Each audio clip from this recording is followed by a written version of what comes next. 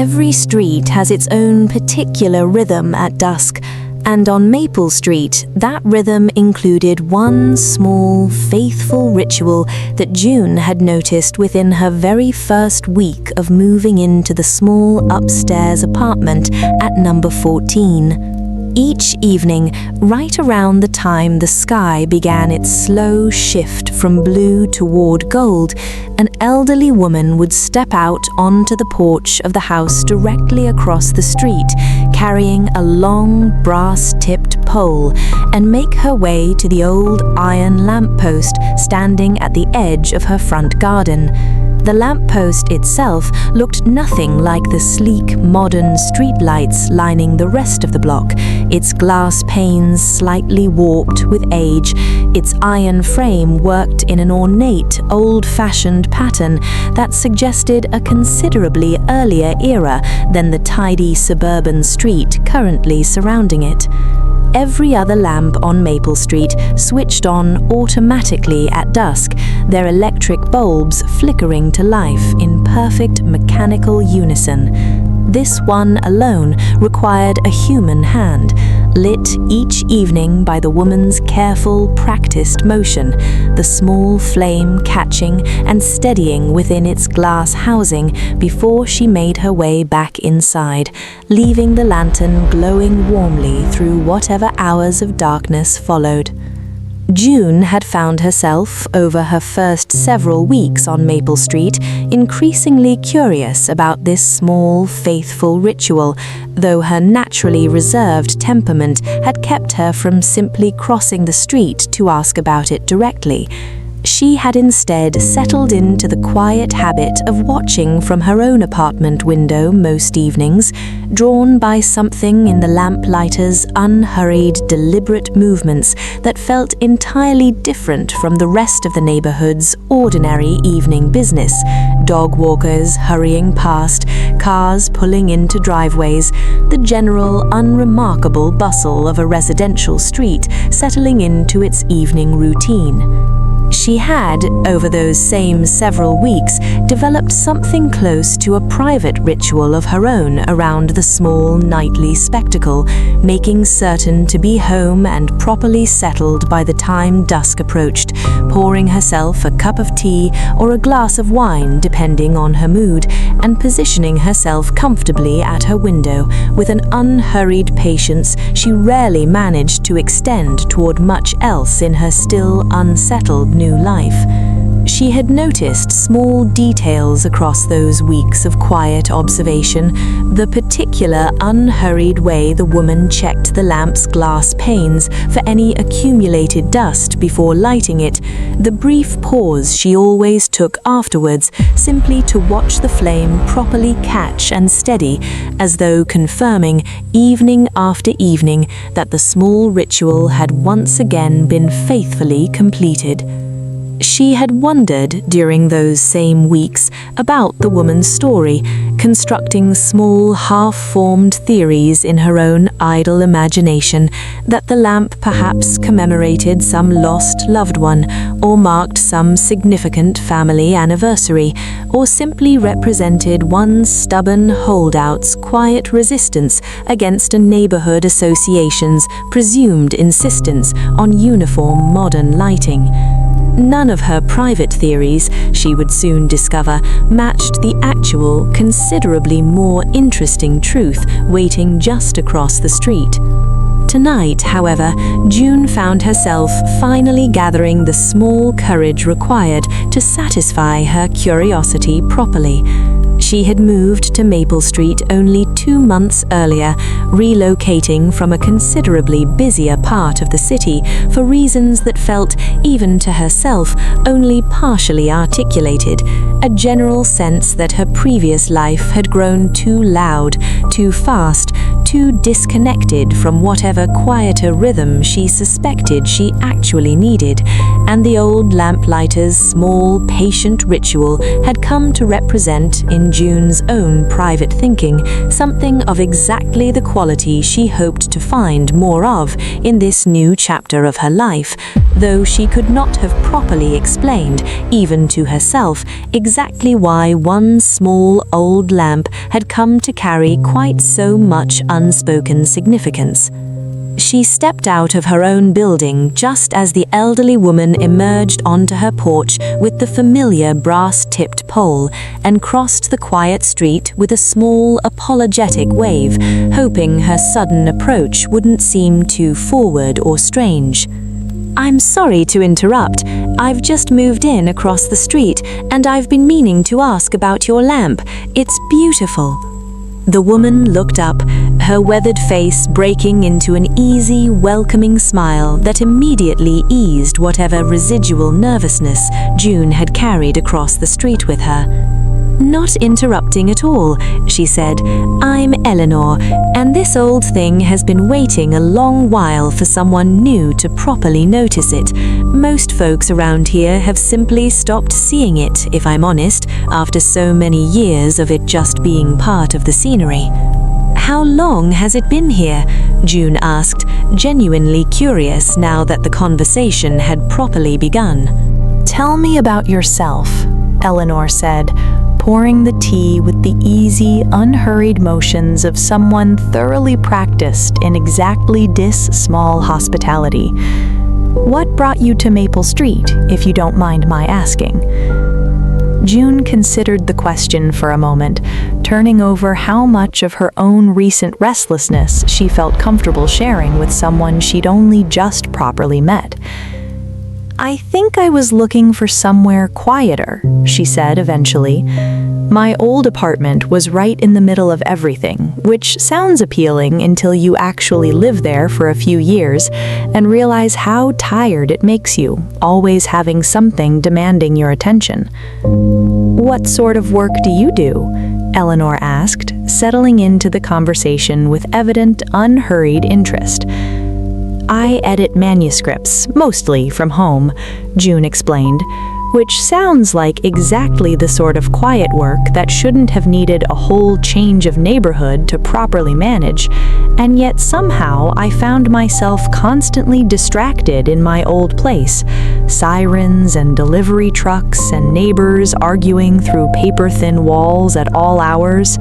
I kept telling myself the noise didn't actually bother me, that I'd simply adjust eventually, until I finally admitted it wasn't adjustment I needed so much as an entirely different environment. "And has this street managed the trick so far?"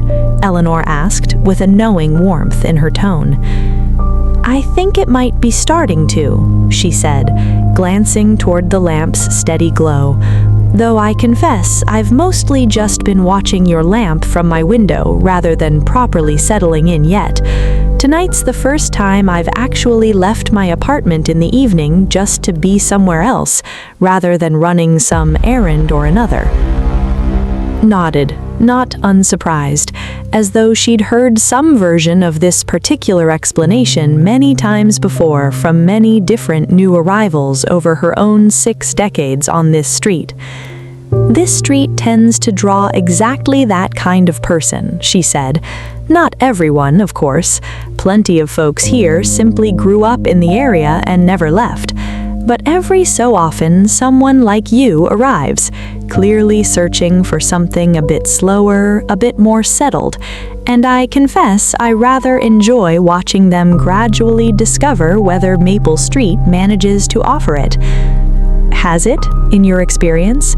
Offered it, I mean, to the people who come looking?" Eleanor considered the question seriously, sipping her own tea before answering. "More often than not, I'd say, though I think the street itself only offers the opportunity. Whatever peace a person actually finds here depends rather more on their own willingness to slow down properly and receive it. Same as anywhere else, I suppose.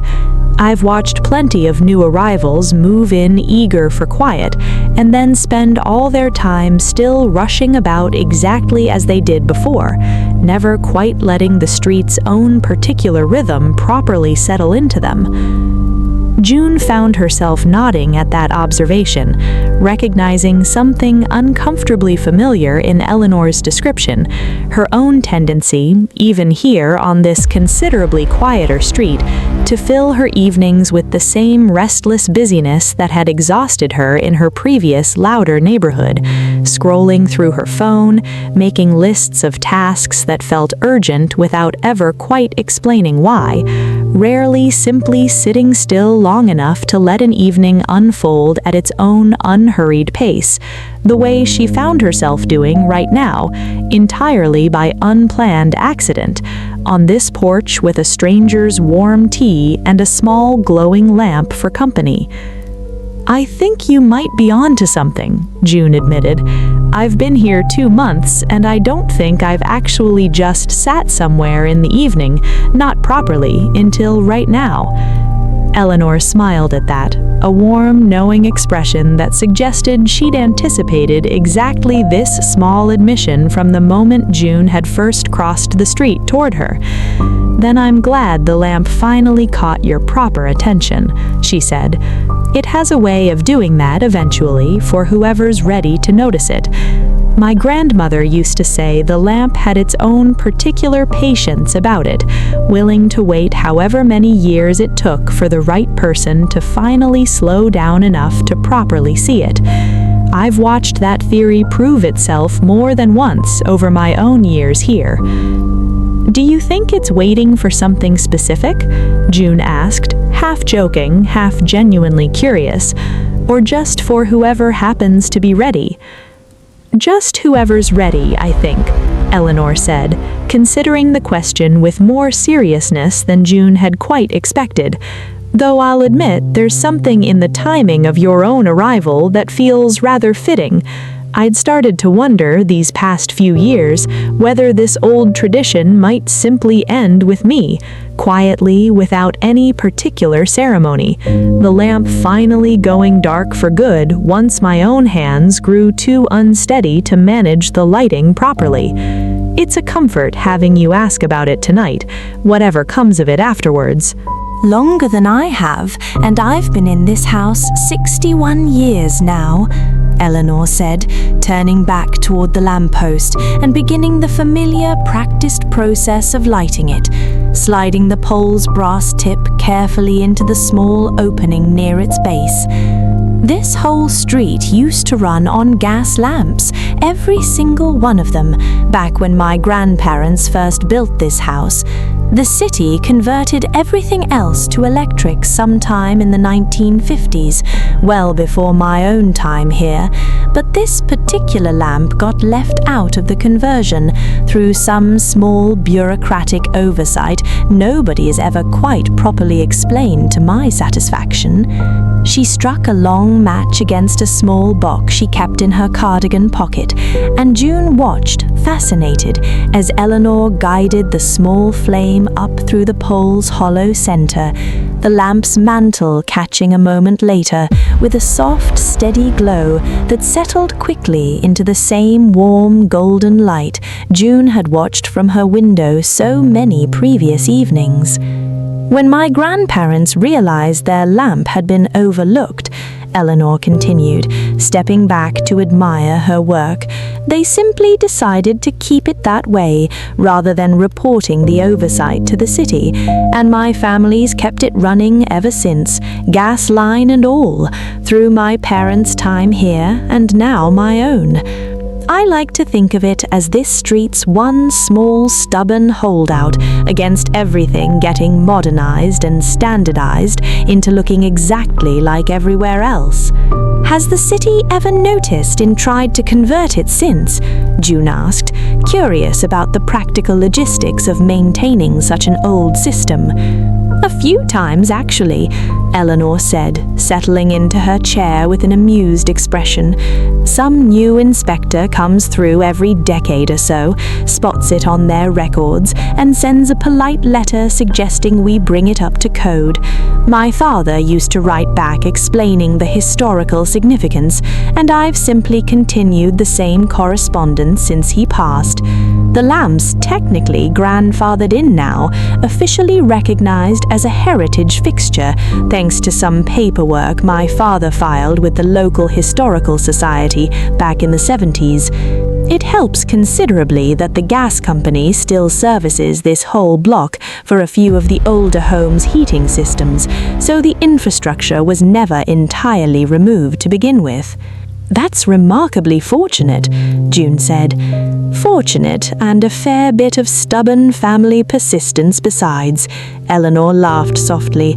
"My father was rather proud of that historical designation, I'll admit, framed the official certificate and hung it right there in the front hallway, where it's stayed ever since."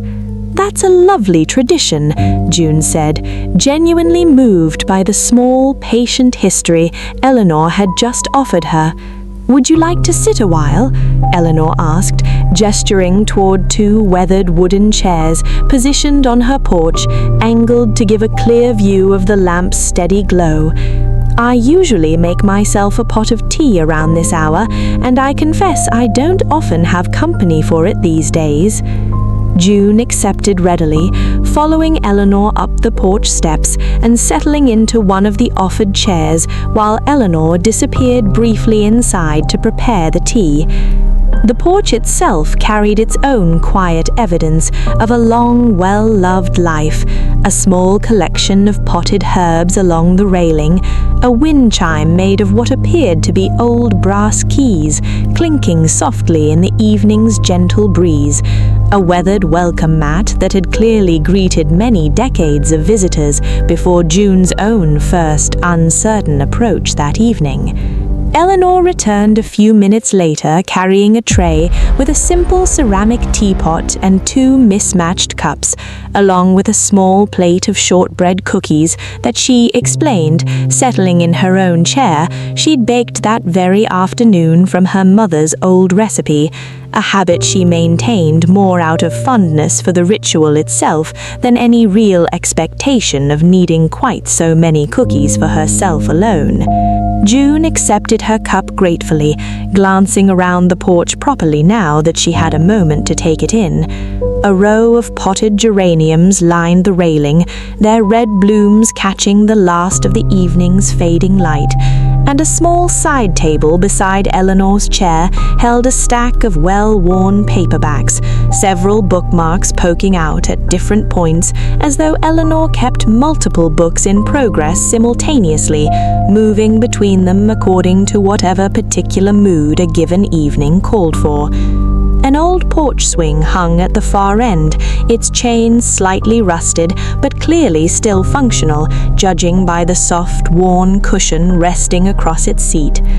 "This house has been in your family a long while then," June observed, taking in the whole comfortable accumulated evidence of decades of settled life. "My grandparents built it themselves back in 1928. My grandfather was a carpenter by trade, did most of the woodwork himself, including this very porch we're sitting on. It's needed some repairs over the years, of course. Nothing lasts a century without a little help along the way, but the bones of it are still entirely his original work." They sat together for a while in comfortable, easy silence, watching the lamp's steady glow against the deepening evening sky, the street around them settling gradually into its own quiet nighttime rhythm, porch lights flickering on here and there along the block, the occasional car passing slowly, headlights briefly sweeping across the darkening pavement before continuing on toward whatever destination awaited its driver. "Can I ask how you learned to light it?" June asked eventually, curious about the particular skill involved in the small ritual she'd been watching from her window. My grandmother taught me, same as her own mother had taught her. I must have been about your age when I first learned properly, nervous as anything the first several attempts, certain I'd somehow managed to set the whole porch on fire rather than simply lighting a lamp that's been lit successfully every single evening for the better part of a century. My grandmother had far more patience with my early fumblings than I probably deserved, standing beside me evening after evening until my hands finally learned the proper rhythm of it. What was she like, your grandmother? June asked, genuinely curious now about the woman whose careful teaching had first established this whole small tradition. Eleanor's expressions softened further at the question, the particular warmth of someone recalling a beloved memory rather than any difficult one. Patient, mostly, though she had a sharp wit when she wanted to use it. She used to say the lamp taught a person more about proper attention than almost anything else in an ordinary day could manage, that you couldn't rush the lighting of it, couldn't do it carelessly or half paying attention, the way you might rush through so many of life's smaller daily tasks. She said the same thing, more or less, about most things worth doing properly, that the doing itself deserved your full presence, not just your hurried completion. That sounds like rather good advice, generally, June said. It's taken me most of my own 60-some years to properly absorb it, Eleanor admitted, laughing softly. I spent a fair portion of my younger years rushing through plenty of things I now wish I'd slowed down properly to enjoy. The lamp's been a patient teacher on that particular front, evening after evening, whether or not I was always in the mood to properly learn its lesson. Do you have anyone to pass it along to? June asked, immediately wondering if the question crossed some line she shouldn't have approached with someone she'd only just met. Eleanor didn't seem bothered by the question, considering it thoughtfully rather than deflecting it. My own children live out of state now, neither one particularly interested in taking over this old house someday, if I'm honest, let alone learning the particular fuss of a hand-lit gas lamp when electric bulbs handle the same basic job with rather less daily effort required. I confess it's been something of a quiet worry of mine these past several years, wondering what becomes of this small tradition once I'm no longer able to manage the porch steps properly myself. She paused, glancing toward June with an expression that carried something gently, tentatively hopeful. Though I suppose that worry feels a bit less pressing tonight than it did yesterday evening, given that a curious new neighbor has just crossed the street specifically to ask about it. June felt something warm settle in her chest at the implication, surprised by how readily she found herself considering the small, unexpected possibility Eleanor's words had just opened.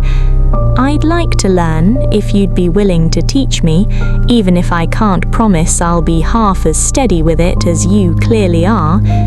Nobody's steady with it at first, Eleanor said, smiling warmly. I certainly wasn't, but I'd be glad to teach you, whenever you're ready to start properly learning. There's no particular hurry about it. The lamp's not going anywhere, and neither, I hope, are you. They talked a while longer, June sharing more freely now about her previous life in the busier part of the city, the particular exhaustion that had finally driven her towards this quieter street, and Eleanor offering her own stories in turn, small memories scattered across her 61 years in this same house, the particular character of the street across different decades, neighbors who had come and gone, small dramas and quiet celebrations that had unfolded evening after evening beneath this same small lamp's steady, patient glow. There was a young couple who lived where you're staying now. Oh, this must have been back in the early 80s, Eleanor recalled, refilling both their cups. They used to sit out on their own small balcony most evenings, and I always suspected they watched the lamp, same as you've apparently been doing tonight, though neither of them ever worked up the courage to ask about it the way you have tonight. They moved away eventually, several years later, off to raise their family somewhere with a proper yard, but I still think of them sometimes when I'm out here lighting up of an evening. Did many people ask about it over the years? June asked. More than you might expect, actually, Eleanor said. Children, especially, always full of questions when they're young enough not to have learned yet that some things are simply meant to be quietly wondered about rather than properly asked. I've had a fair few of the neighborhood kids stop by over the decades, wanting to know how it worked, whether it was magic, whether they might try lighting it themselves someday. A few of them grew up and moved away and still send me a card at Christmas, if you can believe it. Grown adults now with children of their own, still remembering some small conversation about an old lamp from when they were 7 or 8 years old. She paused, looking fondly toward the lamp's steady glow. I think there's something about a small, faithful ritual like this one that lodges itself rather permanently in a person's memory, even when they're too young to properly understand why. Perhaps especially when they're that young, before the world's taught them to expect everything to be modern and automatic and instant. The night deepened further as they talked, the lamp continuing its faithful vigil against the darkening sky, and June found herself checking her phone eventually out of old habit rather than any real urgency, surprised to discover how much time had passed since she'd first crossed the street with her small, nervous question. "I should probably let you get some rest," June said, though she found herself genuinely reluctant to end the conversation. "But thank you, truly. This was exactly the kind of evening I didn't know I needed." "Come by again whenever you like," Eleanor said, rising to gather the empty teacups. "Tomorrow evening, if you're free, and I'll start teaching you the lamp's particular rhythm properly. It's not complicated, but it does take a bit of patient practice to get the timing right, same as most worthwhile things do, I've found." "I'll be here," June said, surprised by how easily and completely she meant it, none of her usual hesitation about new commitments creeping into the promise at all. Eleanor paused at her front door, looking back at June with an expression that carried something warmer than simple politeness. "I'm glad you finally crossed the street," she said. "I noticed you watching, you know, most evenings these past several weeks. I did wonder once or twice whether you'd ever work up the nerve to actually ask, or whether you'd simply keep watching quietly from your window indefinitely, same as plenty of others have done before you." June felt a small flush of embarrassment at being so thoroughly noticed in her own careful observation. "I'm sorry, I didn't mean to seem strange about it." "Not strange at all," Eleanor said, waving away the apology with the same easy gesture she'd used earlier that evening. "Curious, patient, willing to wait until you felt properly ready. I rather admired it, if I'm honest. Most people these days seem to want everything answered immediately, no patience at all for simply watching something unfold slowly until the time feels right. I'm glad tonight turned out to be your right time." June thanked her again and made her way back across the quiet street toward her own building, glancing back once from her doorway to see Eleanor's porch light switching off behind her, the old gas lamp continuing its steady, solitary glow against the fully darkened sky, exactly as it had every evening for the better part of a century, exactly as June herself, she realized with a small, pleasant flutter of anticipation, might soon be helping to continue. She climbed the stairs to her own small apartment, feeling a warmth in her chest that had nothing to do with the tea she'd just finished, some settled, grateful sense that she had finally, 2 months into this new chapter of her life, found exactly the kind of quiet, meaningful connection she had been searching for without quite knowing how to properly seek it out. She thought of Eleanor's words that the street only offered the opportunity for peace, that whatever a person actually found here depended on their own willingness to slow down and receive it, and felt, standing now at her own window, looking back across at the lamp's steady glow, that she had finally, this particular evening, managed exactly that small, necessary surrender. She prepared herself for bed slowly, without her usual scattered busyness, brushing her teeth unhurriedly, changing into soft pajamas, pausing at her window one final time to watch the old lamp's warm light glowing steadily across the quiet street before finally drawing her curtains and settling into bed, feeling for the first time in longer than she cared to properly count, entirely unhurried in every single motion of her evening routine. She lay for a while in the comfortable dark, listening to the particular settled quiet of her new neighborhood, so different from the constant, restless hum of her previous apartment, thinking about Eleanor's grandmother teaching her the lamp's proper rhythm all those decades ago, about the small, unbroken chain of hands that had tended this one particular flame across generations, and about her own unexpected place now within that chain, however new and uncertain her own contribution might currently be. She thought about the young couple Eleanor had mentioned watching this same lamp from what was now June's own balcony, decades before June herself had ever considered moving to this particular street, and felt a small, curious kinship with these strangers she would never meet, connected across time by nothing more than a shared window and a shared, quiet fascination with an old woman's patient evening ritual. She wondered whether some future resident of her apartment might someday feel that same quiet kinship toward her own presence here, watching from this same window, wondering about whatever small tradition June herself might by then have properly taken up.